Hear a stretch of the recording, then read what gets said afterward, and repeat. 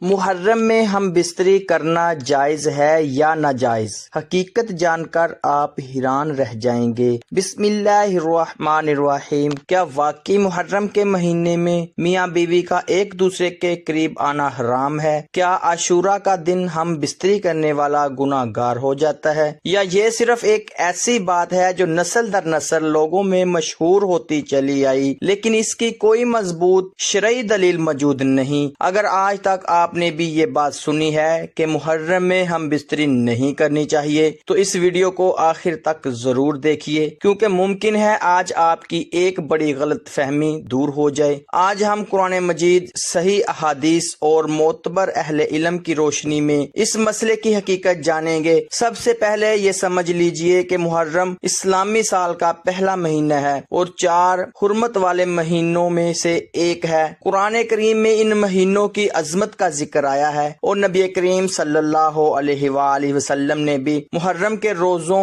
خاص طور پر عاشورہ کے روزے کی فضیلت بیان فرمائی ہے۔ لیکن سوال یہ ہے کہ کیا کہیں یہ حکم بھی موجود ہے کہ محرم میں میاں بیوی ایک دوسرے سے تعلق قائم نہ کریں؟ یہاں بہت سے لوگ حیران ہو جاتے ہیں، کیونکہ حقیقت یہ ہے کہ قرآن کریم میں ایسی کوئی آیت موجود نہیں جو محرم میں ازدواجی تعلقات کو حرام قرار دیتی ہو۔ اسی طرح صحیح بخاری، صحیح مسلم، سنن ابی داؤد، ترمذی، نسائی یا ابن ماجہ میں بھی ایسی کوئی احادیث موجود نہیں جس میں نبی کریم صلی اللہ علیہ وآلہ وسلم نے فرمایا ہو کہ محرم یا عاشورہ کے دن ہم بستری کرنا منع ہے۔ پھر یہ بات مشہور کیسے ہوئی؟ یہی وہ سوال ہے جس نے برسوں سے بہت سے مسلمانوں کو الجھن میں ڈال رکھا ہے۔ تاریخ بتاتی ہے کہ واقعہ کربلا کے بعد بہت سے علاقوں میں لوگوں نے حضرت امام حسین رضی اللہ تعالیٰ عنہ کی محبت اور غم کے اظہار کے مختلف طریقے اختیار کیے۔ وقت گزرنے کے ساتھ ساتھ بعض رسمیں اور مقامی روایات بھی ان میں شامل ہو گئیں۔ کچھ لوگوں نے اپنی ذاتی رائے یا مقامی روایات کی بنیاد پر یہ سمجھ لیا کہ محرم میں خوشی کے تمام کام حتیٰ کہ ازدواجی تعلقات بھی چھوڑ دینے چاہیے، لیکن یہ بات قرآن و سنت سے ثابت نہیں۔ اسلام میں کسی چیز کو حرام یا واجب قرار دینے کے لیے واضح شرعی دلیل ضروری ہوتی ہے، اور جب ایسی دلیل موجود نہیں تو کسی حلال چیز کو حرام کہنا درست نہیں۔ یہاں ایک اور غلط فہمی بھی پائی جاتی ہے۔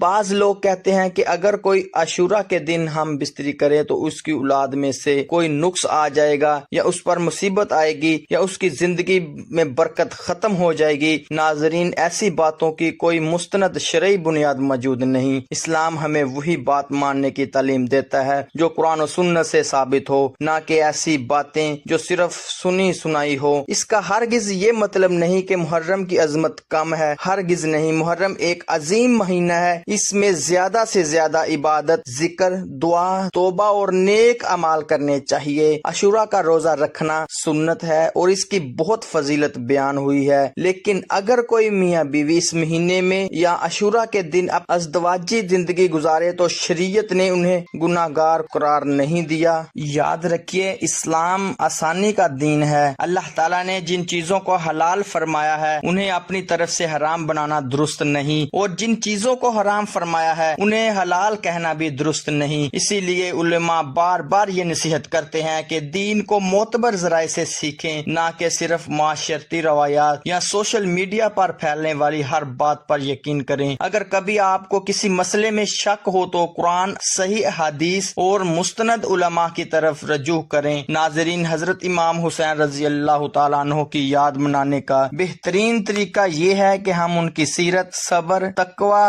حق پر استقامت اور دین کے لیے قربانی سے سبق حاصل کریں۔ ان سے محبت ایمان کا حصہ ہے، لیکن محبت کا اظہار بھی شریعت کے دائرے میں ہونا چاہیے، نہ کہ ایسی باتوں کے ذریعے جن کی دین میں کوئی اصل نہ ہو۔ آج کی اس ویڈیو کا خلاصہ صرف اتنا ہے: محرم میں ہم بستری کرنا جائز ہے۔ قرآن و صحیح احادیث میں اس کی ممانعت موجود نہیں۔ عاشورہ کے دن بھی ایسی کوئی صحیح دلیل نہیں کہ ازدواجی تعلقات حرام یا ناجائز ہوں۔ البتہ محرم کی حرمت، اس کی فضیلت اور اس مہینے میں زیادہ عبادت، نیک اعمال کی ترغیب ضرور دی گئی ہے۔ اللہ تعالی ہمیں قرآن و سنت کو صحیح طور پر سمجھنے اور اس پر عمل کرنے کی توفیق عطا فرمائے، آمین۔ اگر آپ کو یہ معلومات مفید لگی تو ویڈیو کو ضرور شیئر کریں تاکہ کسی مسلمان کی غلط فہمی ہو سکے اور کمنٹ میں سبحان اللہ ضرور لکھیں اور بتائیں کیا آپ نے بھی آج سے پہلے یہ بات سنی تھی کہ محرم میں ہم بستری ناجائز ہے؟